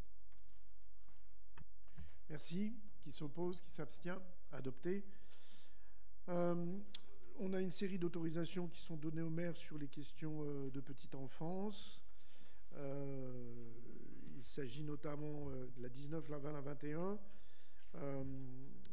Je laisse l'adjoint au maire présenter l'ensemble de ces délibérations, les trois à la foulée. Donc, Sur la 19, donc demande de subvention auprès du département pour l'aide au fonctionnement du relais petite enfance pour l'année 2023. Donc, et il s'agit de demander une subvention forfaitaire annuelle de 1 525 € pour un équivalent temps plein, soit 1 067,50 €. Et donc, il est nécessaire de faire cette demande-là, et ça permet notamment de financer le projet qu'on a autour du relais petite enfance et accueillir à la fois des familles qui viennent spontanément dans la structure rechercher des informations pour eux-mêmes, mais aussi pour leurs enfants, et d'accompagner notamment le réseau d'assistantes maternelles qui, malheureusement, on l'a dit, c'est un phénomène national, réduit comme peau de chagrin depuis maintenant plusieurs années, et ce qui pose aussi la question d'avoir un vrai service public de la petite enfance, à la fois à Pont-de-Claix mais ailleurs, et on verra notamment les tensions que ça peut engendrer sur nos capacités à nous d'accueil, malgré le fait qu'on ait créé des places supplémentaires au mois de septembre dernier. Il y a une tension qui est assez forte et qui méritera aussi de le porter plus largement que sur Pont-de-Claix. Merci. Je continue, pardon. Donc, autorisation donnée à Monsieur le maire de signer la charte conventionnelle de valeurs, d'objectifs et de financement dans le cadre de la politique de la ville pour les actions en lien avec les lieux d'accueil enfants-parents, la Capucine, menée sur le QPV. Donc la Capucine, qui est un lieu d'accueil parents-enfants qui se situe sur le centre commercial Arc-en-Ciel, et qui a vocation donc à accueillir notamment des familles, des enfants, pour créer à la fois des liens de socialisation, mais aussi d'entamer le dialogue entre professionnels parents, entre parents entre eux, sur l'accueil des enfants et sur notamment les questions éducatives. Donc il s'agit de bénéficier donc d'une bonification de 3 000 € pour l'année 2023. Et donc sur la délibération 21, d'autoriser Monsieur le maire à signer avec le département une convention de financement pour l'aide au fonctionnement lieu d'accueil enfants-parents, LAEP, la Capucine, et je viens de l'aborder, donc une subvention à hauteur de 3 360 €. Voilà, Monsieur le maire. Merci. Donc je vais mettre aux voix la 19, qui s'oppose, qui s'abstient. Adopté. La 20, même vote, ainsi n'en est décidé. 21, même vote, même vote. L'attribution d'une subvention à l'association Somdo Gunga. Maxime Nafosi.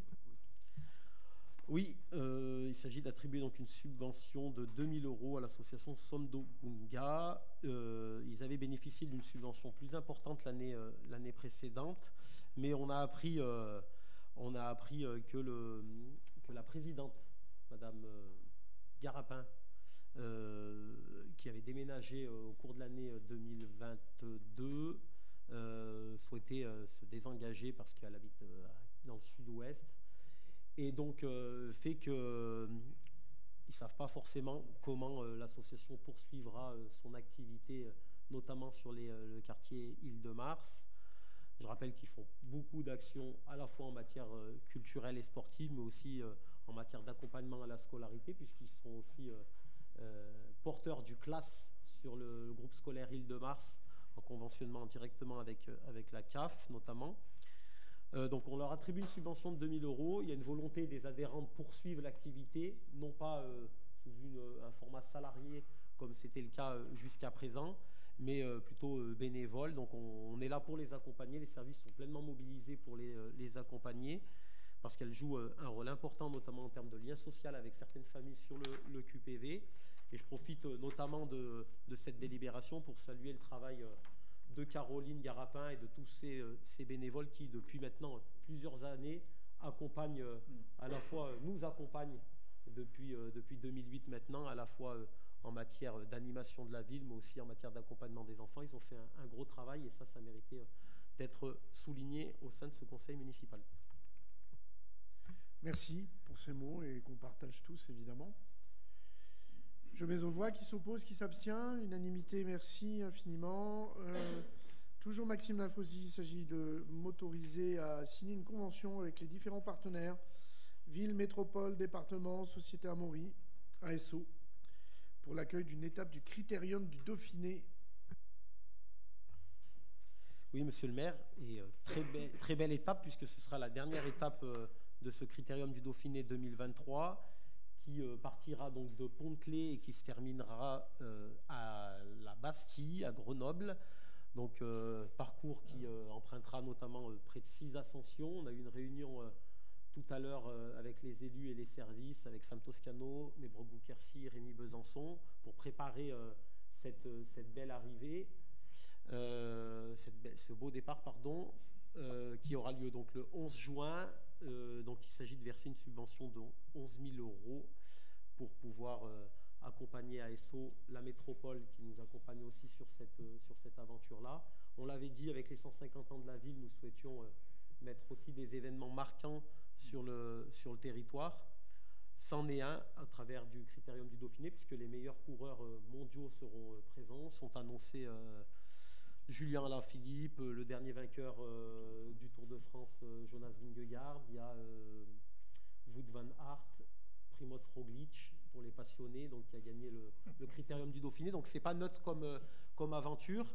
Le départ se fera juste au coin du fleuriste et de la mairie. Il y aura le podium qui sera situé au pied de la mairie et qui permettra notamment d'avoir une esplanade pour permettre notamment à nos concitoyens d'accéder en très grande proximité aux coureurs, ce qui n'est pas le cas lorsqu'il y a le Tour de France.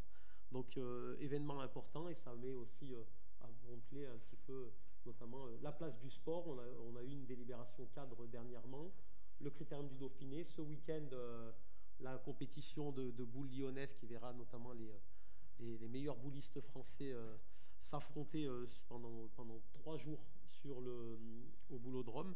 Donc voilà, c'est quelque chose d'important. Et à noter, comme ça on a les précisions parce qu'on les a eues tout à l'heure, le départ fictif à Pont-de-Claix aura lieu à 10h10. Donc il sera mobilisation tôt le matin, dès 4h du matin pour fermer quelques axes. Et ce sera libéré vers 14h. Donc ça, on pourra dès à présent le dire à nos concitoyens qui peuvent nous solliciter sur ces questions-là. Et ça sera le troisième départ du Critérium après 2013 et 2016. Voilà, monsieur le maire, le coût global est de 138 000 € et donc la participation de la ville est à hauteur de 11 000 €. Merci. Y a-t-il des demandes de prise de parole sur ce sujet? Oui, Patrick Durand.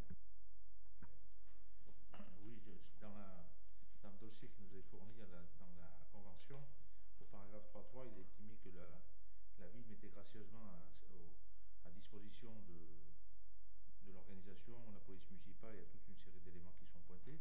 Est-ce qu'on a regardé en termes budgétaires l'impact que ça a sur le budget de la ville, même cette mise à disposition gratuite? Je rappelle que notre événement sportif qui est aussi un événement professionnel, donc combien la ville a mis en contribution, puisque vous avez une réunion, est-ce qu'il y a eu un budget qui me paraît loin d'être négligeable? Voilà, merci. Sur la valorisation du personnel pour permettre cette manifestation, elle a été faite sur les services. Je n'ai pas les éléments, mais on pourra vous le faire parvenir dans le cadre de la commission sport, il n'y a pas de problème. Il y aura la mobilisation des services techniques pour les barrières. La PM, vous l'avez cité, et c'est tout. Je ne l'ai pas dit, mais la volonté, c'est aussi d'intégrer l'association Le Vélo Club Pontois dans le projet pour permettre notamment aux enfants de parcourir quelques mètres sur le parcours prévu et de voir aussi les coureurs de près. Mais on vous donnera ces éléments dans le cadre de la commission 2, il n'y a pas de problème. Oui, Sam Toscano. Juste 2 mots pour dire que Maxime Nafosi l'a dit, c'est un événement avec des champions mondiaux qui seront sur Pont-de-Claix, et c'est un événement qui est gratuit, il faut le rappeler.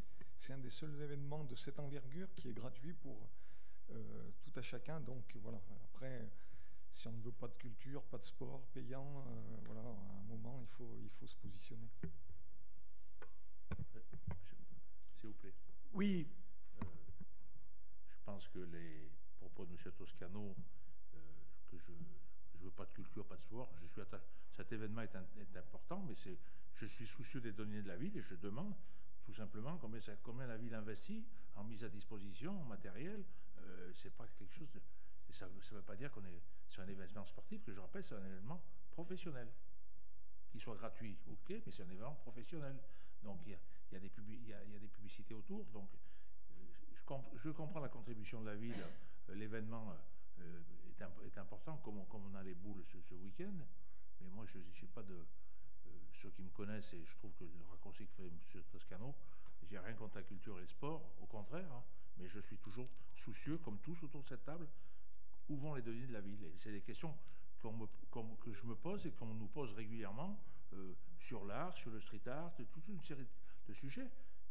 C'est un sujet qui est... le portefeuille, il n'est pas extensible au maximum. Alors après, c'est un bel événement.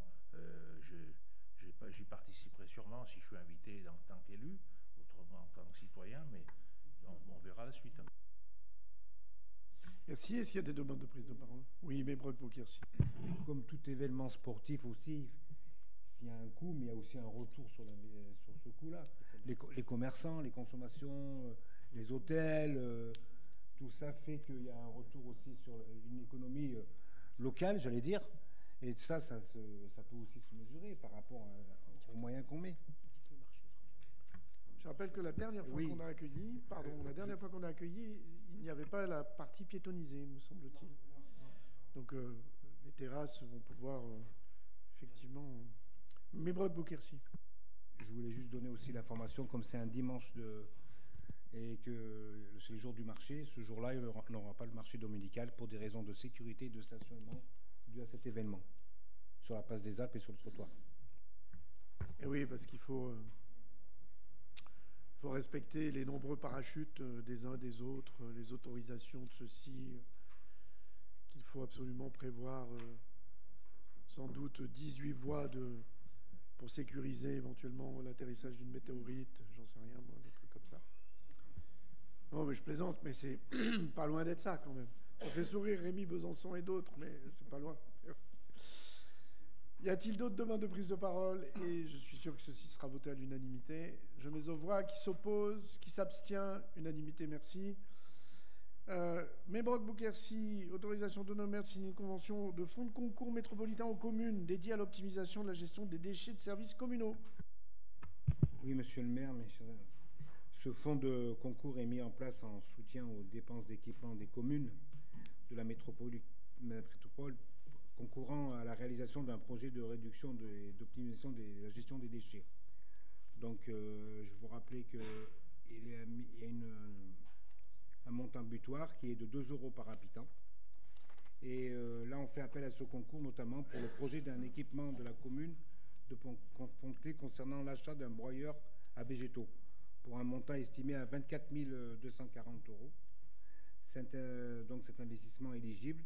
Et l'enveloppe de ce fonds de concours nous permet de récupérer 12 120 €.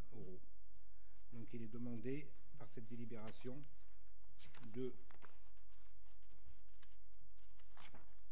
d'approuver les termes de cette convention et d'autoriser le maire à signer cette convention. Parfait. Est-ce que ça s'appelle des observations? Non. Je mets aux voix. Qui s'oppose, qui s'abstient. La délibération 25, mais Brock-Boukhersi. Oui, cette autorisation de donner au maire de signer une convention de refacturation des charges liées aux consommations de gaz naturel sur la chaufferie du gymnase Charchary par la ville de Pont-de-Clé et la compagnie de chauffage. Donc, il y a un raccord de ce projet qui consiste à la construction d'un bâtiment abritant la chaufferie bois et par la mise en place d'une chaufferie gaz d'appoint, secours pour fournir l'énergie nécessaire et au nouveau réseau de chaleur et d'alimentation en cas de grand froid ou d'éventuellement pallier à des problèmes de panne. Donc différents aléas de ce marché, après accord expert de la ville. La présente convention est donc pour objet de préciser les modalités de refacturation. Merci. Oui, Patrick Durand. Oui, si j'ai bien lu la délibération, je me pose une question. Est-ce qu'une collectivité a le droit de refacturer à une autre collectivité une facture de gaz? Parce qu'on a deux questions qui se posent. Je comprends bien la problématique du raccordement, mais le raccordement, il doit y avoir aussi une coupure de sécurité à l'extérieur, donc comment cette phase transitoire elle va être gérée. Mais deuxièmement, la fourniture de gaz, elle est faite par un opérateur qui n'est pas le même que celui qui organise la partie technique. Donc moi, j'ai deux questions. Quel a été l'avis de GRDF sur cette organisation? Et est-ce que la collectivité a le droit de facturer du gaz à une autre collectivité? C'est une interrogation. Je me suis renseigné auprès de salariés qui bossent à GRDF. C'est quelque chose qui les interrogeait beaucoup. Voilà. On n'est pas dans une convention d'utilisation d'un espace. On est la refacturation d'une fourniture de gaz. Merci. Merci. Comme toute délibération, elles sont souvent passées par les services juridiques qui ne nous ont pas alertés là-dessus. Votre intervention mérite quand même qu'on y porte un peu plus d'attention et je ne pense pas qu'il y ait de problème. On va regarder ça. On va regarder quand même. Comme ça, on vous répondra par mail d'ici demain ou la semaine prochaine. Merci. Je mets aux voix qui s'oppose, qui s'abstient. Adopté, merci. L'autorisation donnée au maire de déposer une autorisation préalable de travaux au centre aquatique Flottibule. Oui, Évreux-Bouquercy. Pas grand-chose, puisqu'on changeait le logiciel sur Flottibule. Donc, pour pouvoir mesurer les entrées et les sorties, il fallait refaire des portillons. Donc, des travaux sont prévus pour refaire ces portillons. Et comme ils sont soumis dans un ERP, établissement de surveillance du public, sous une délibération pour autoriser ces travaux. C'est clair, merci. Qui s'oppose, qui s'abstient, adopté. La parole est à Laurence Bonnet pour une autorisation donnée au maire de signer le renouvellement de la convention de partenariat avec la Ligue de protection des oiseaux. Oui, bonsoir à tous. Donc depuis 2 ans, la LPO, la Ligue de protection des oiseaux, est un partenaire qui nous permet, qui nous accompagne pour conduire un plan d'action en faveur de la préservation de la biodiversité et de l'éducation à l'environnement pour tous les publics. Donc un certain nombre d'actions ont donné déjà lieu à des délibérations qui ont été votées lors des précédents conseils municipaux.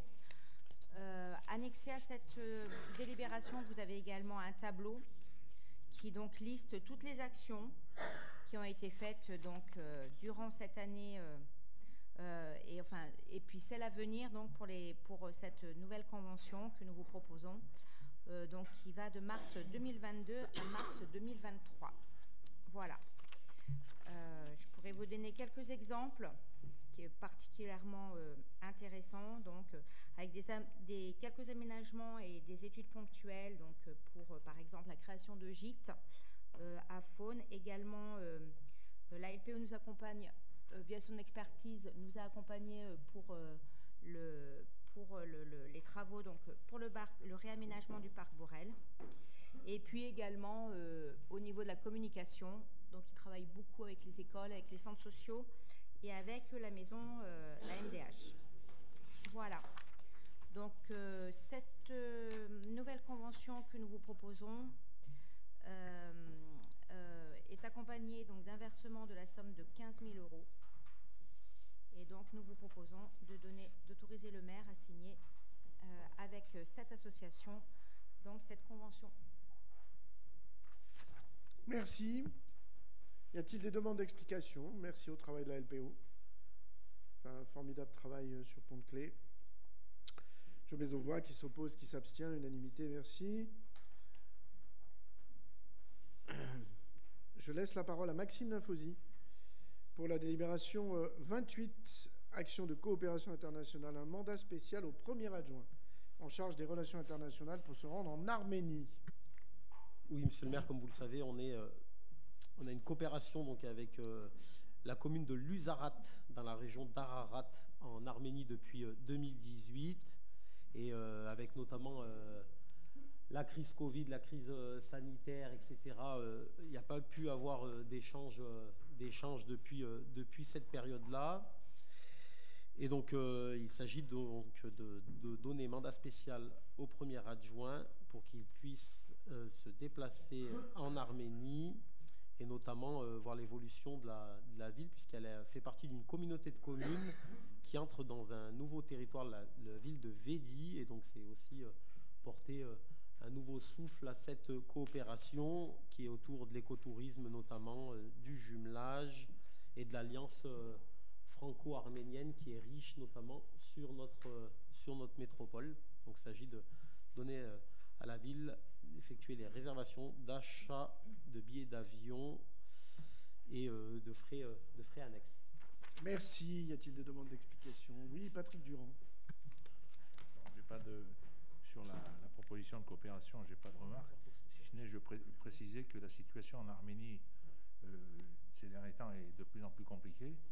Donc comment la commune peut être porteur d'un message sur les questions de paix, parce qu'il y a des communautés qui sont en train de mourir de faim, tout ça orchestré par des pays autour, et la communauté internationale est attentive, mais que je trouve qu'on est relativement silencieux sur cette situation. Donc je trouve que c'est l'occasion d'apporter un message de soutien à ce peuple arménien qui aujourd'hui vit un deuxième génocide co-organisé par les pays qui l'entourent. Merci. Merci. Y a-t-il d'autres demandes de prise de parole? Merci en tout cas, tout à fait, pour ces propos, évidemment, que le premier adjoint portera. Je lui laisse la parole. Oui. Je les porterai, bien sûr, puisque c'est vrai que Patrick Durand a raison. Hein,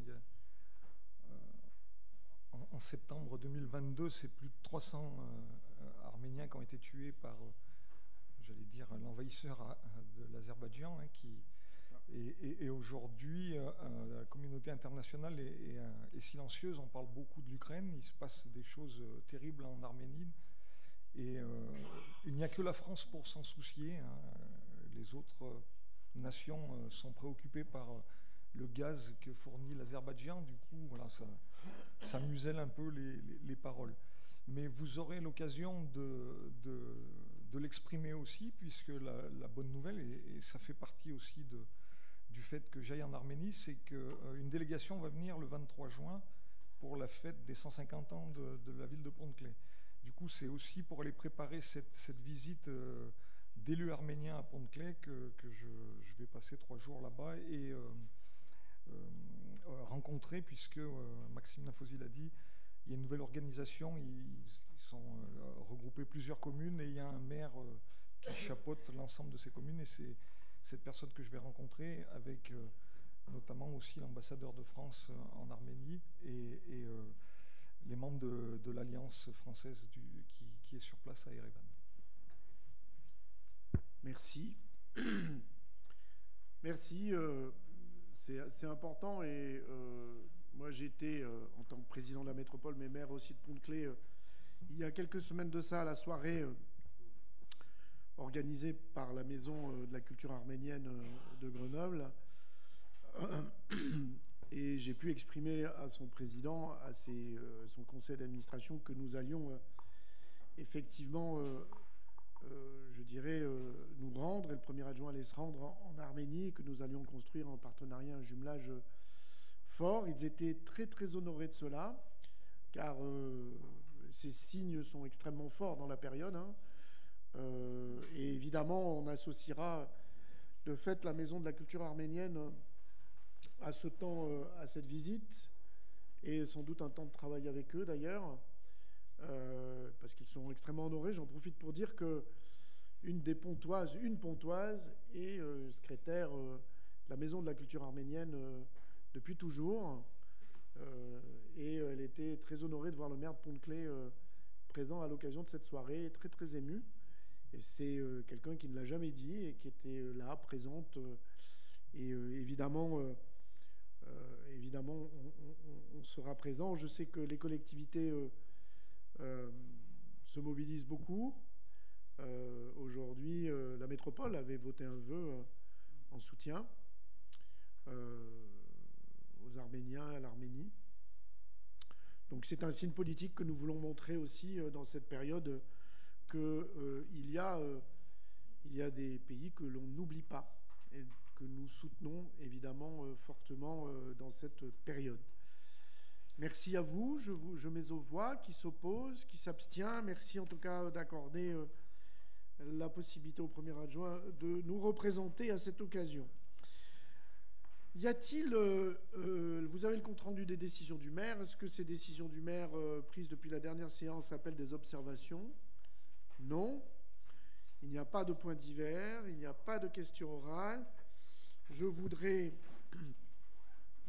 vous rappeler que le 9 juin, mais je l'ai dit tout à l'heure, nous aurons un conseil municipal dédié à l'établissement de la liste des grands électeurs pour les sénatoriales, les 33 électeurs de Pont-Clé, et également les suppléants. J'en profite déjà aux élus du conseil municipal que très vite ils nous signalent si pour des raisons importantes ils ne pouvaient pas être là le 24 septembre, qu'ils le disent très tôt, de façon à ce que nous puissions voir avec les services de la préfecture si les raisons sont acceptables, acceptées ou pas. Et dans ces cas-là, il y aurait un suppléant qui voterait à sa place. Jeudi 15 juin, nous avons également notre conseil municipal, je dirais, classique. Je profite de ce dernier conseil municipal pour saluer le travail mené par Jacqueline Jouffret, ici présente, Hervé de la Questure, puisque c'est son dernier conseil, puisqu'elle part en retraite. On est très heureux que vous partiez en retraite, parce que vous pouvez partir en retraite dans cette période. On voudrait vous remercier très très chaleureusement pour le travail fait et pour votre professionnalisme, votre sens du service public, votre amour de cette ville. Merci infiniment, on vous souhaite plein de belles choses. Voilà, merci à vous.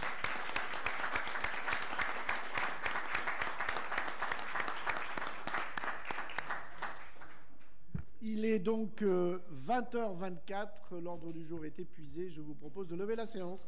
Merci, bonne soirée.